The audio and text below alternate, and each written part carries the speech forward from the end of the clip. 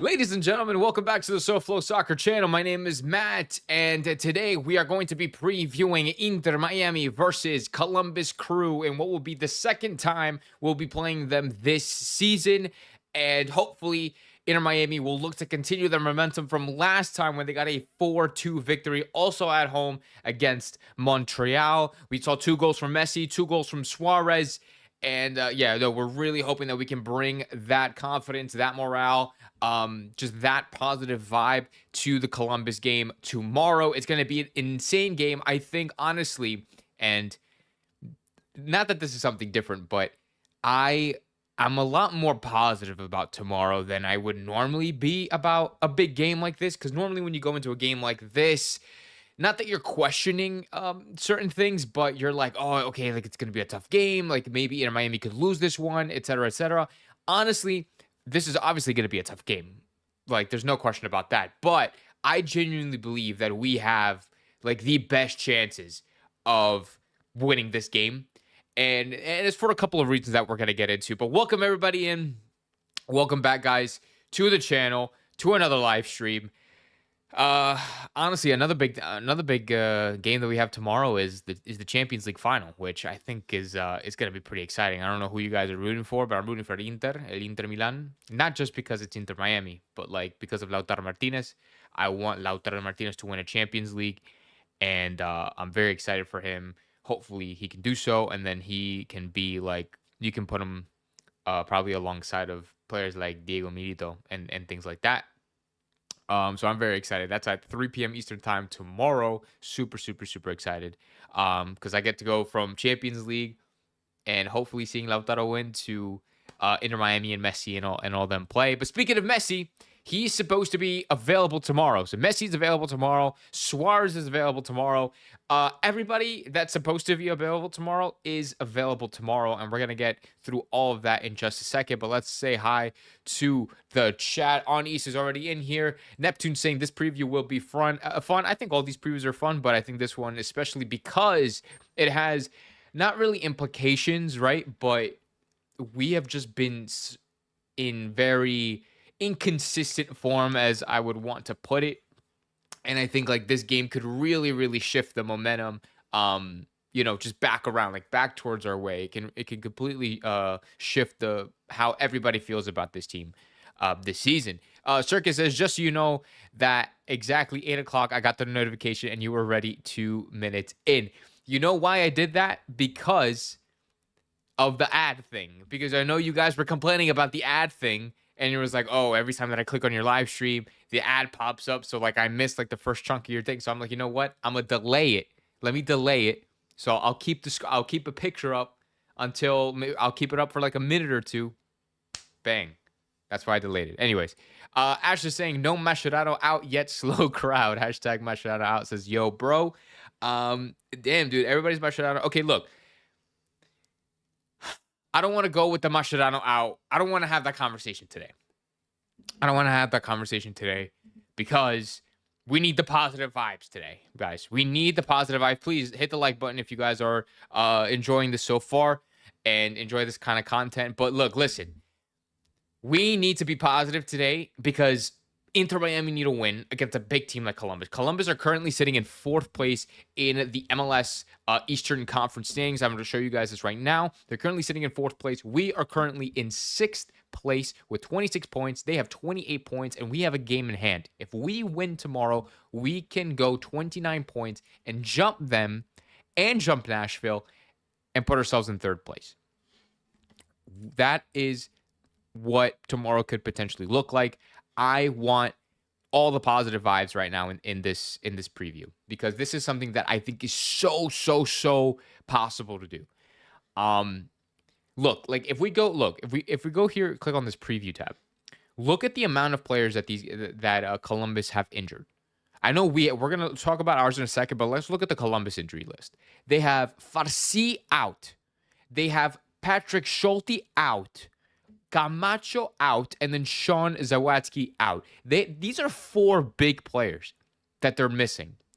And that's huge. They still have guys like Nagby. I know they have Gazdag. Who else did they play last time? They have Diego Rossi, obviously. Um, I think this guy played last time, Max Arston.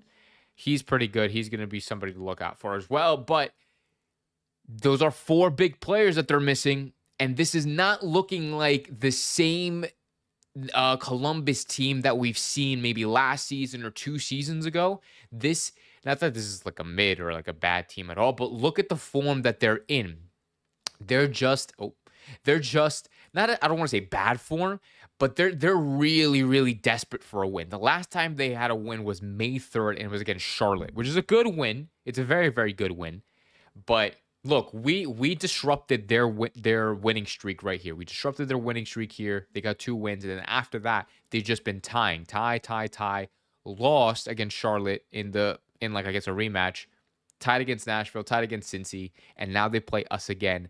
This is good. Like this is looking very very good for us. But that also means that Columbus are going to be coming into this game pretty hot, right? Like they're going to come in hot. They're going to look for the win. They're going to want to get revenge from last time out earlier in the season, and it's going to be they're just going to want what's the word I'm looking for? The phrase that I'm looking for. They're going to want the bragging rights, I guess. They want the bragging rights against us, and prove that they're still one of the better teams in the league, and just like how everybody else wants to prove that they're better than us. But anyways, if we beat Columbus, or Neptune says Mascherano in Yo Pro says Mascherano code, I appreciate the positive vibes. If we beat Columbus, that just delays the inevitable. No, dude. Look, listen, dude, listen.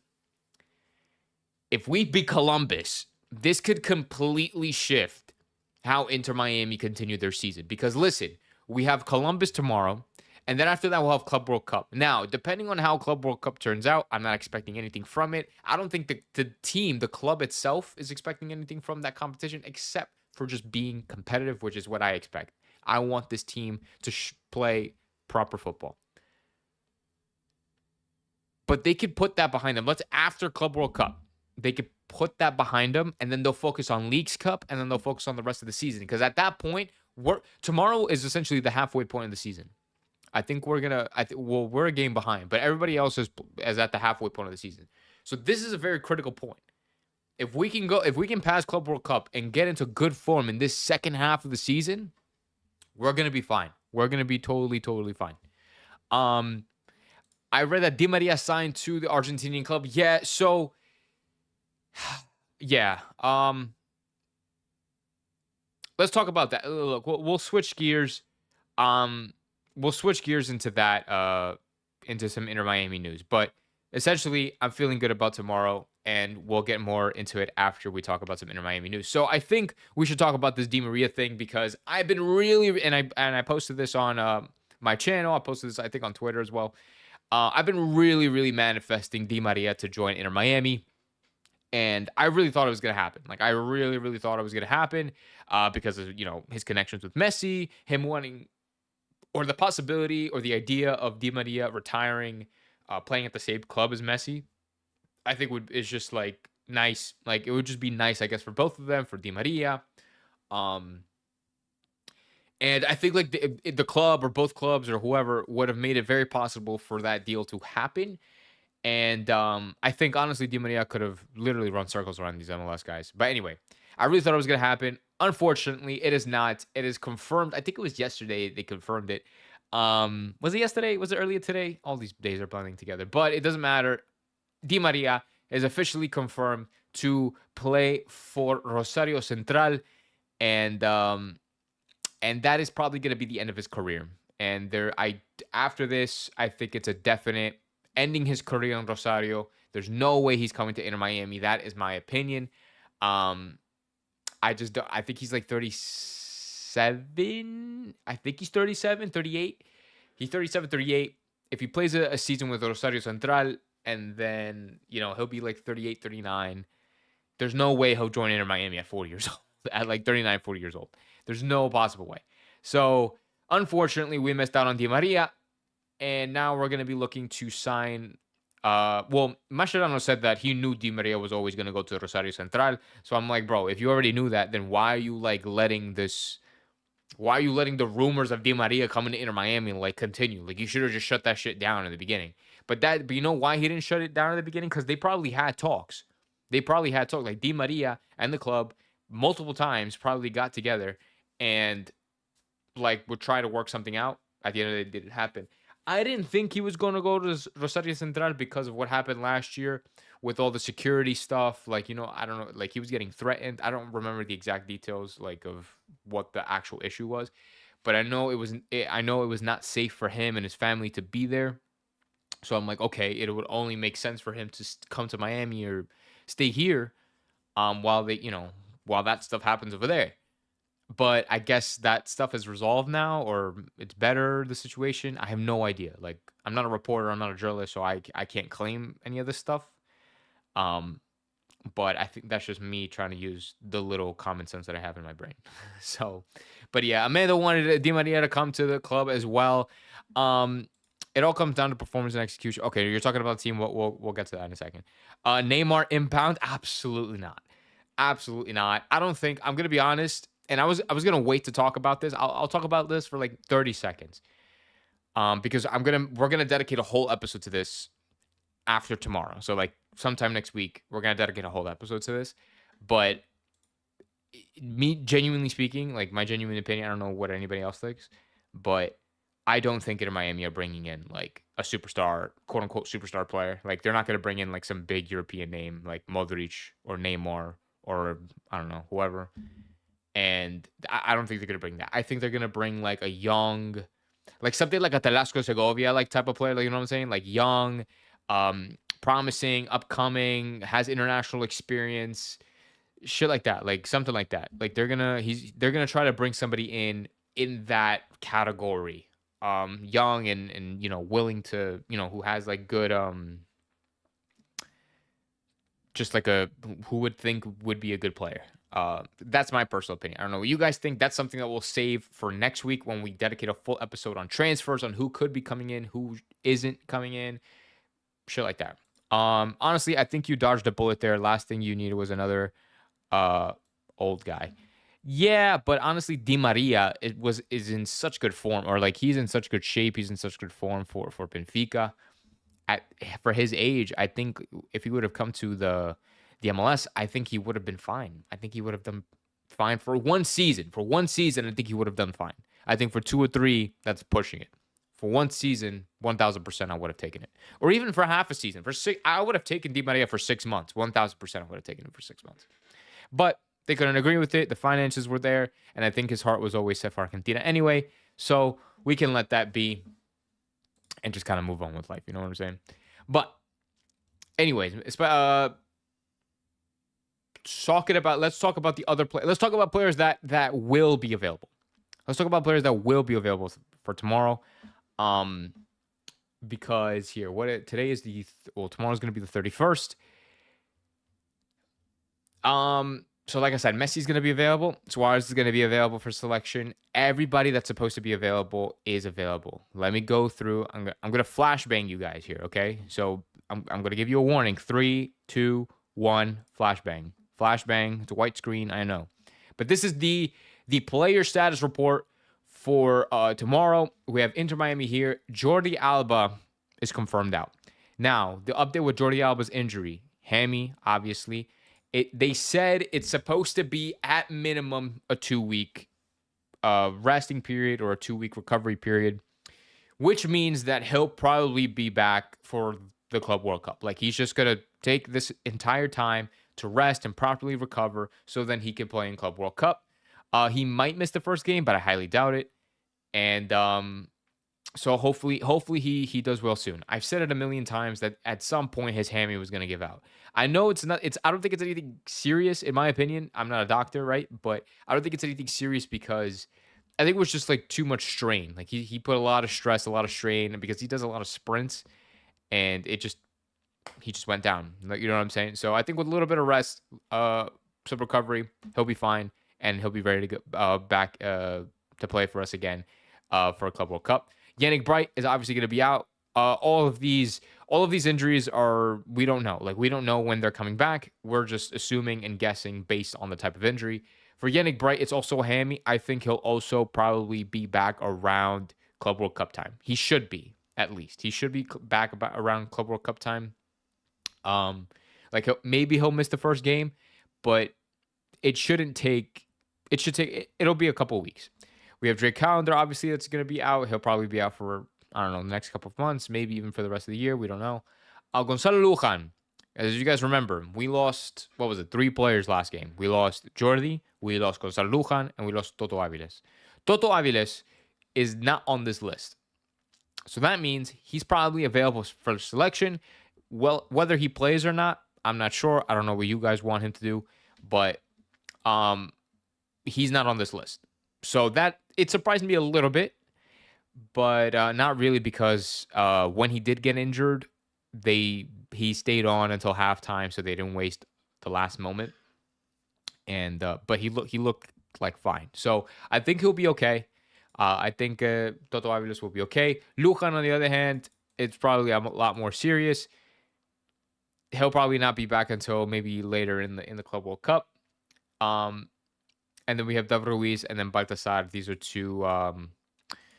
two just regulars, I guess, on the injury list. But David Ruiz should be returning to the club pretty soon. He'll probably be back, to be honest. I don't know if it says out here, so he's probably not available for selection tomorrow. But I think he'll probably be available for the games in the Club World Cup, because him and Fafa have not. Well, I think they were called up for their national teams, but they chose not to go because they wanted to help Miami in the Club World Cup run. So, am I too bright? I feel like I'm white as hell. I look like mad white. Hold on, let me fix this shit. Anyway, so yeah, they wanted to help in Miami, and so that should mean that he'll be back around that time. And I feel like there's something weird with my camera. I don't know. I think it's fine. It's fine. Also, Rosario Central is the main rivals of Messi's boyhood club. Yeah, so, okay, yeah, I just gave you guys the updates. Lujan, Aviles, Bright, Alba, all out. Yeah, so I just gave you guys all that. And, yeah, hamstrings are usually 2 to 3 weeks. Hamstring tears are about 3 months. Yeah, so we don't think it's a tear. We fucking hope not it's a tear, because if it's a tear, we're kind of screwed. I think, I know Jordy's is definitely not a tear. There's no way Jordy has a teared hamstring. Because he was limping. But I think if he tore it, I don't think he would be walking, to be honest. At least, not without fucking crutches. And the same thing with everybody else. I don't think anybody tore anything. They should be fine in a month from now. Roughly, like when Mr. says. Ruiz started training with the team today. Probably not ready to play versus Columbus. I don't think he's ready to play for Columbus. I mean, like it says here, he's out. He's listed as out on the availability report. But he'll probably, like I said, he'll probably be back for Club World Cup, and that's mainly, I think, what we need. But yeah, no, I mean, okay, I have to catch my breath, because my throat is getting really dry, and I'm talking a lot and kind of speeding through everything. I gotta slow down.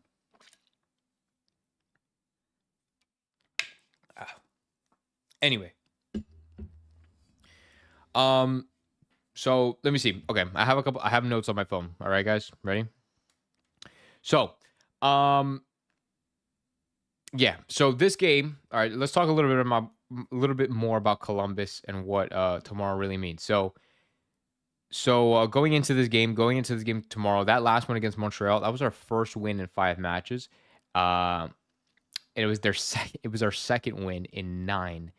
So, like I said, tomorrow is going to be a real turning point, and hopefully would be a turning point, because if we can play well tomorrow, if we can get at least a draw, I think we should be jumping up and down. And especially if we see proper football, if we see good football from Messi, from Suarez, from Telasco Segovia, from Busi, from the other guys, honestly, and we're going to talk about who could potentially line up in a second, or what I think are some kind of options we can run because of all the injuries we have now.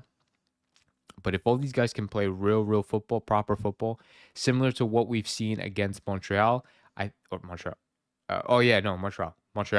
I think we'll be fine. I know, and a couple of you, I forget who it was, to be honest. So if you said this, just say it in the chat.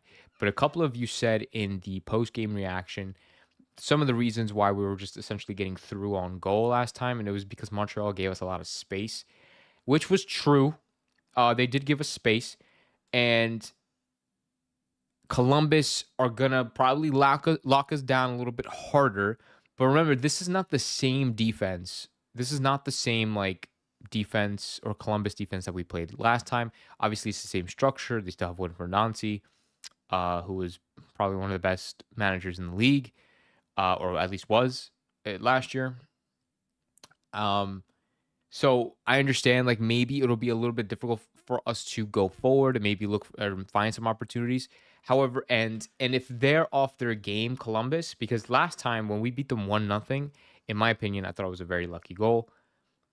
But it was all, and you could say it was a lucky win. A lot of people could say it was a lucky win because they had a lot of opportunities. Columbus had a lot of opportunities in front of net. They couldn't finish their chances, and I don't know. That might change tomorrow because, like I said, they're going to be more motivated to win.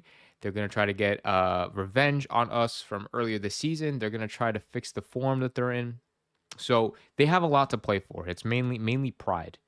And for us, that's a lot of trouble because we've been very, very vulnerable on defense.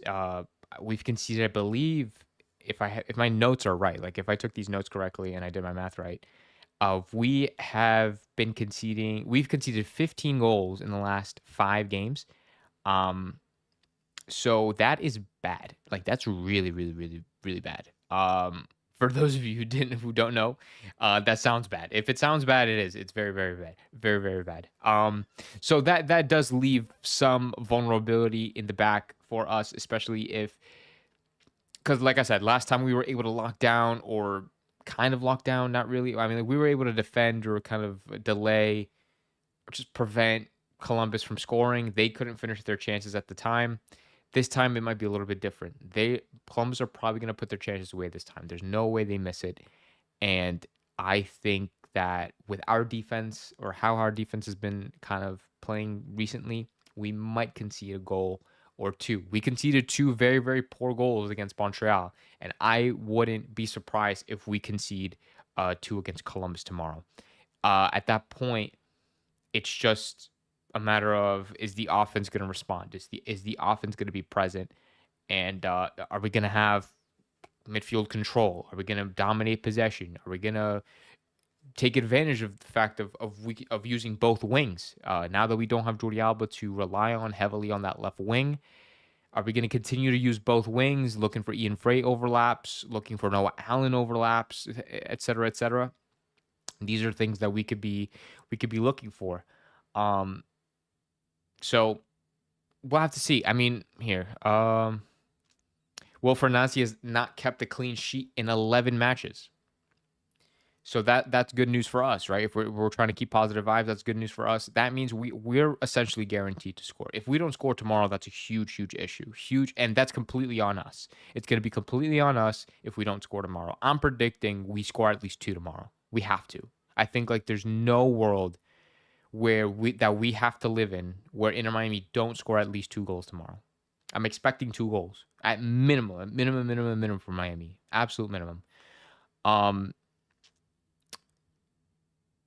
I'm trying to read you guys' chat. What does it say? Is linked into Miami? Darwin Nunez is linked. I don't think so. Definitely not. Mike V says we're winning 5-3. If Rocco plays, we're winning 5-1. I'm curious. I'm still curious to see what Rocco can do. I don't know why he doesn't get any game time, but whatever. Fuck it. Ustadi, actually, not speaking of Ustadi played very, very, very well against Columbus last time we played him. He made a couple of saves, a couple of big saves that really prevented or just help us keep the clean sheet. Don't know if it's going to happen this time around because of the leaky defense. But, I mean, if he can make a couple of saves and do essentially his job, the best job that he can, given the situation, I think he'll be fine. But in my opinion, let's talk about how we could line up tomorrow, because I think we all know that we should know, or we should hope, that both Messi and Suarez are going to be starting. I find it almost a guarantee. If Messi doesn't start tomorrow, if Suarez doesn't start tomorrow, I will be very, very, very surprised. For the midfield and the defense, it's more. It's going to be more interesting. Are we going to see Redondo back in the midfield? Are we going to be seeing Telasco Segovia and Ashende back on the wings? I mean, this is definitely not a time to experiment, I guess you could say. Like, in my opinion, this is not the time to experiment. So don't change too much. Like, kind of stick with what you know and what the team knows and what the team plays well with. So, but at the same time, like, I think we need to be seeing like Delasco Segovia play center mid, and that's just me because we don't have Bright, and we don't have David Ruiz. So Bushi could essentially drop back, and I have to give props to I have to give props to the Battered Herons, because I normally don't watch the other people's previews or their content until after I do mine, so I can like, so it doesn't seem like I'm copying them. But I was working today, and I put my headphones in. I was watching them while I was working, and I think Danny mentioned this at some point. I forget when, but he was like, we could potentially, like, he's like, I wouldn't mind seeing Boosie drop to center back, and we see Tarasco Segovia and Redondo in the midfield. I'm like, absolutely. And I was thinking, obviously, that, but and I'm like, that's an amazing thing. That's an amazing idea. I honestly think it's a good idea. I think it's something that to consider. However, do I think it's going to happen? Absolutely not. I don't think that's going to happen. I think that if we're losing, Bushi will probably drop to center back, and then he'll make some subs and try to switch it around a bit, put Fafa and whoever. But I don't think that Mascherano is going to start Velasco Segovia in the center mid position. I don't think he's going to start Bushi in the center back position. As much as it would be interesting to see, Velasco playing a more central position, we get to see maybe Fafa on the wing, with Tadeo on the other side, and then Noah Allen and Ian Frey, of course.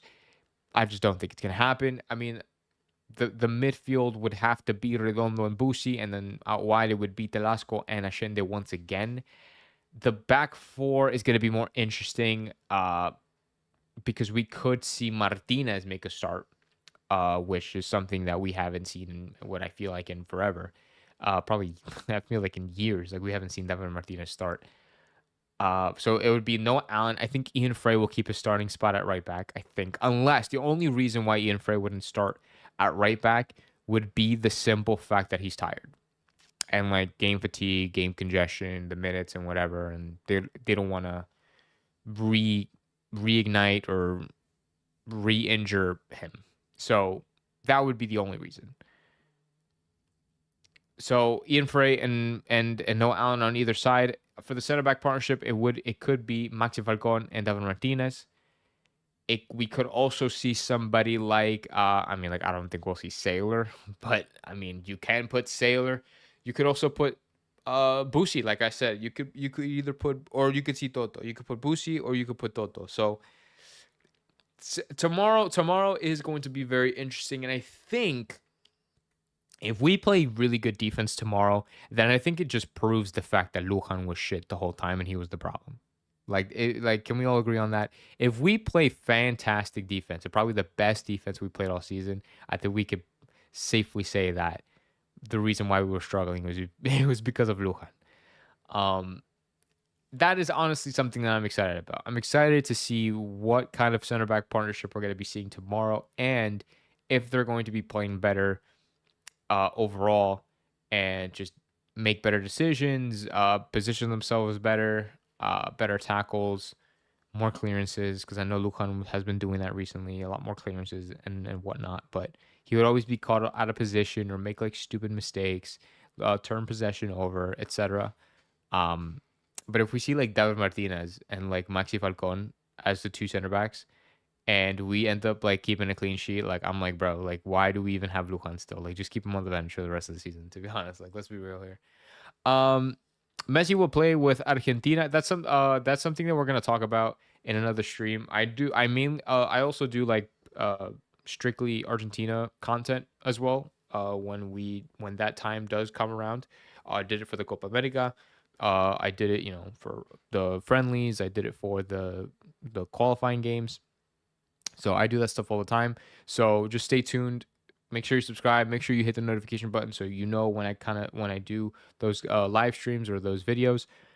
It'll just be closer to the day, and I'll talk more about that or Argentina content when that time gets closer. I wonder if they use the formation they used against Philly with the 5 back. Are you talking about us? Us using the 5 back? I don't think so. Us using a 5 back is like, well, I guess like at the end of the day, like the 5 back is just essentially a 3 back, but more defensive, right? Like I don't know. It's like I don't see us using a 5 back. I don't know. Because if you, I don't think we'll do a 5 back for the simple reason is because we don't have substitutes. So like if you were to run a 5 back, it would be Noah Allen. Let's just say, at that point you would have to bench Ian Frey. Like I think you would bench Ian Frey and put Cello in there, and then you would have Ian Frey come on as like a center back substitution. But then like the three center backs would be Toto, Maxi, and then Martinez, which are literally the three center backs that we have available, the only three center backs we have available. So that's why I don't think we'll go to a 3 back or a 5 back, I guess. But it could happen if we're winning, maybe comfortably, comfortably is not 2-0, but like if there's like 15 minutes left and we're winning 2-0, we're probably gonna hit like a 5 back, but I don't know. I don't know. I don't see that. I prefer not. I prefer not to, because we'll probably the only. I think it'll just hinder us moving forward, because I don't know how well. I personally don't think we just do well with the 5 backs, in my opinion. Like with this team, Neymar is still coming. I don't want him to, but I don't think so. Yes, 3 center backs says upcode with Boosie dropping back sometimes. Yeah, so I mean, yeah, Boosie does tend to drop back quite often, to be honest, to just try to progress the ball as best he can. We could see that, but then if Boosie drops back, then somebody like Maxi is gonna push forward. Like there's no world where Maxi, Boosie, and whoever the other center back is, let's just say Toto, there's no world where all 3 of them stay back there. Like if Boosie drops back, Maxi Falcon is going to be playing left striker. And like that's not even me trying to be funny. Like that is a fact. Like because we've seen it. We've literally seen that happen time and time again. It was one of the I don't know about the main reasons, but I feel like it was one of the reasons why we were so exposed against Orlando, because Maxi would push high up the field, and then Lujan would be also kind of be pushing up into the midfield, and then Noah Allen would be stranded and being the only one back on defense, and then he would try to recover. So it's gonna be I would prefer not to see the 5 back. I'd prefer not to see Maxi Falcon play left striker, but that does help when it comes to crossing or like putting balls into the middle and trying to find his head. It's just the recovery portion. I don't know. As long as we can, I think if Toto starts, I think we'll do good on the transition, defensive transition. And then if Noah Allen kind of covers up for Maxi's space, then maybe we'll be fine and not have to really worry about it. But I prefer just not to even think about it, to be honest. Lujan called me about my car's extended warranty and what, like he said, it'll be what, like he'll decrease it in a couple of weeks. I don't know. Guys, I'm like so tired, bro. I literally worked like all day today. Anyway, what is this saying? Yeah, so I don't know. For the center back partnership, I'd probably want to see, like, if you would ask me who I would want to see as a center back partnership, I think it would be Maxi.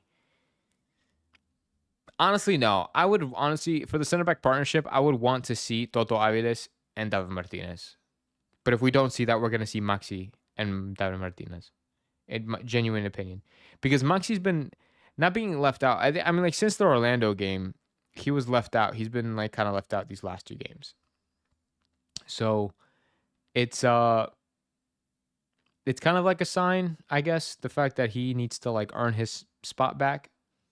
Um and for Donner Martinez, he does pretty well, to be honest, with the very limited amount of time that he is given.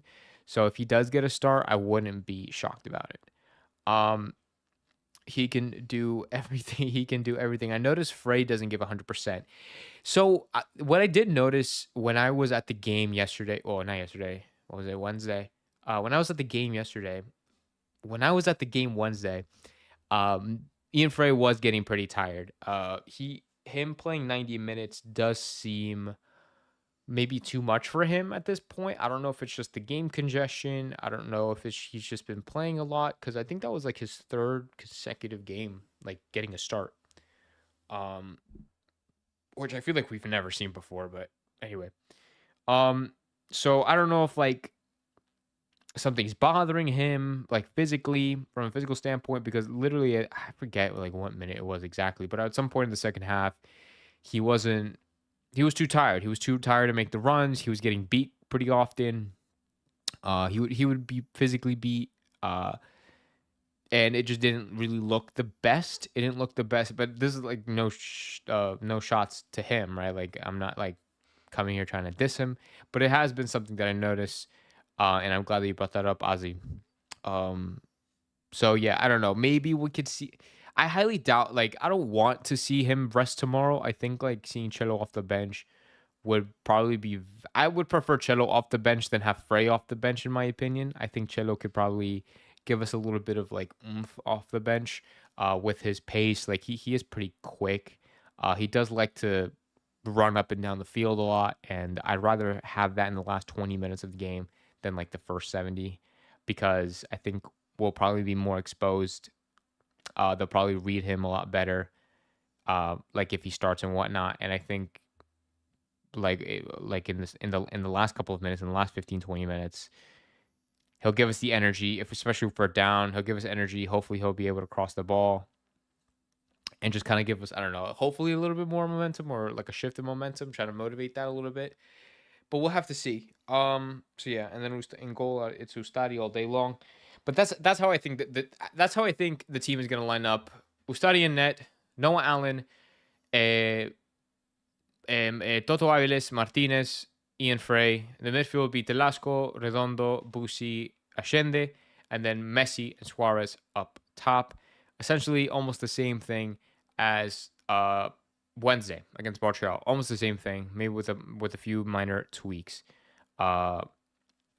So that's what I think in terms of predictions. Now let's get into predictions, guys. This is the time of the time of the stream where you guys let me know in the comments right now how you think the game will end tomorrow. Are Inter Miami going to win? Are Inter Miami going to lose? Are we going to tie? Let me know right now. Here, I'll start a poll. I'm going to start a poll.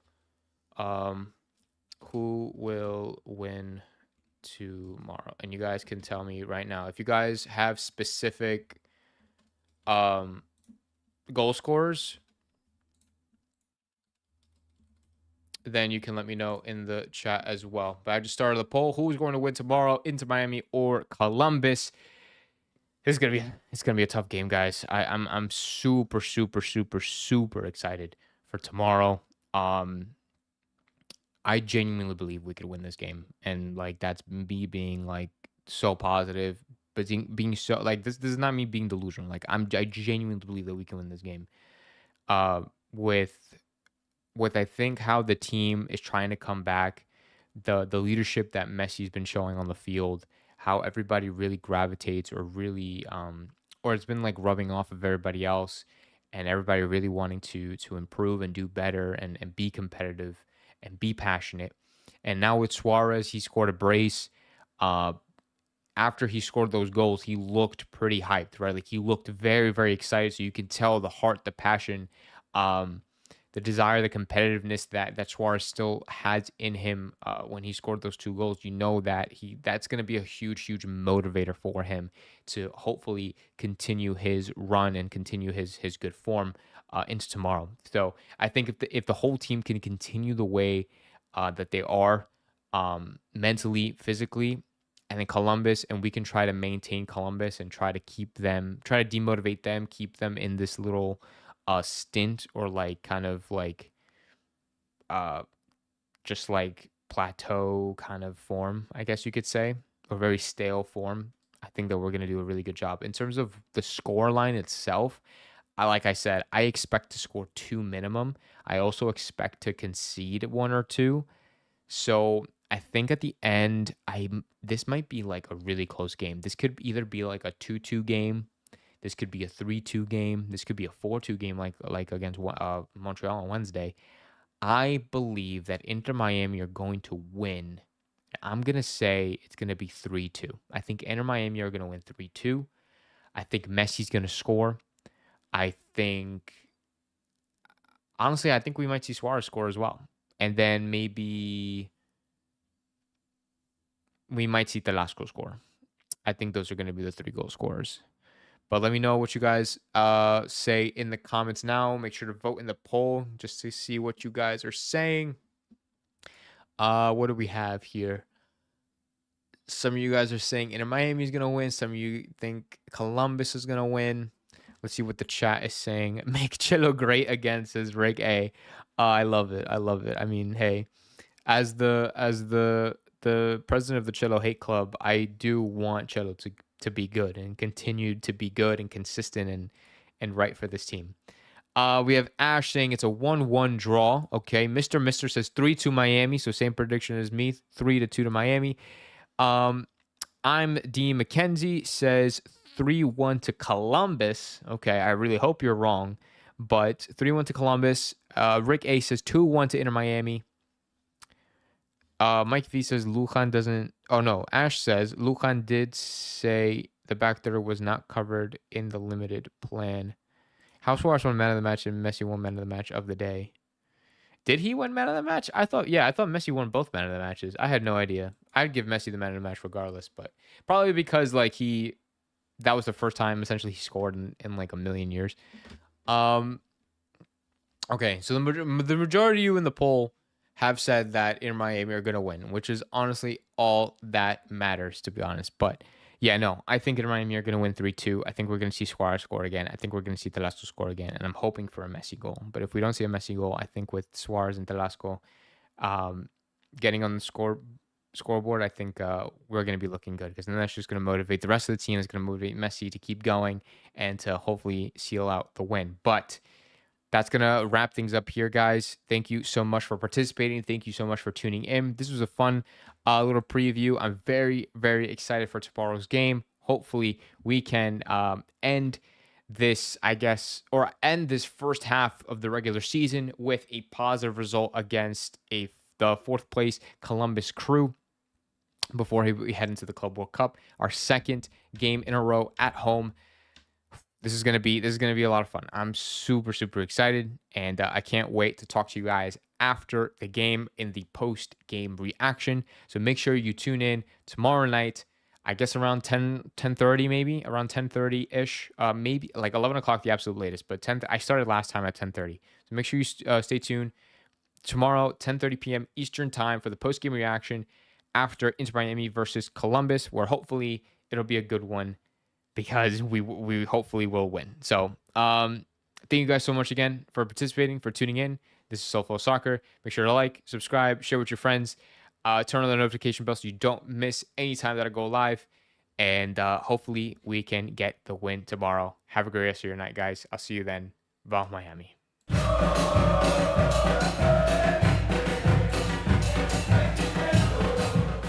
Mira, bobo, anda para allá, bobo.